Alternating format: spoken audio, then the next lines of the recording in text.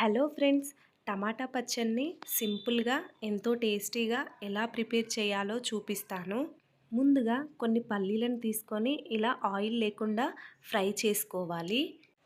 ఇదే గిన్నెలోకి తగినంత ఆయిల్ని అయితే యాడ్ చేసుకొని మనకి కారంకి సరిపడన్ని పచ్చిమిర్చిని అయితే యాడ్ చేసుకొని ఫ్రై చేసుకోవాలి. ఇలా ఫ్రై అవుతున్నప్పుడు ఇందులోకి వెల్లుల్లి రెబ్బల్ని కూడా యాడ్ చేసుకొని ఫ్రై చేసుకోవాలి. ఇలా ఫ్రై అయ్యాక వీటిని ఒక మిక్సీ జార్లో తీసి పక్కన పెట్టుకోవాలి. ఆ తర్వాత ఇదే గిన్నెలోకి టమాటా ముక్కల్ని యాడ్ చేసుకొని మూత పెట్టుకొని కుక్ చేసుకోవాలి. ముందుగా మనము ఫ్రై చేసుకున్న పల్లీలు ఉన్నాయి కదండి, వాటి పొట్టునైతే తీసేసి మిక్సీ జార్లోకి అయితే యాడ్ చేసుకున్నాక తగినంత సాల్టు, అలాగే ఒక టేబుల్ స్పూన్ జీలకర్రనైతే యాడ్ చేసుకొని కచ్చా పక్కాగా గ్రైండ్ చేసి పక్కన పెట్టుకోవాలి. ఇంతలోకి టమాటాలు కుక్ అవుతూ ఉంటాయి కదండి, ఇందులోకైతే కొంచెం సాల్ట్ని అలాగే పుదీనాని కూడా యాడ్ చేసుకొని ఒకసారి మళ్ళీ కలుపుకొని మూత పెట్టుకొని మళ్ళీ కుక్ చేసుకోవాలి.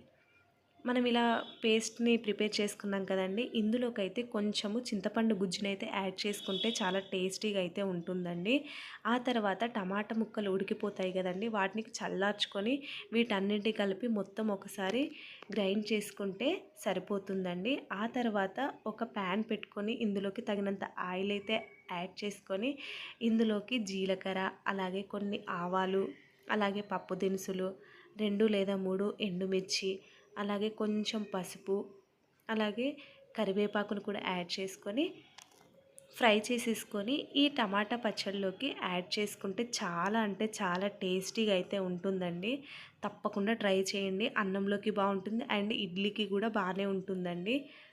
Thank you for watching.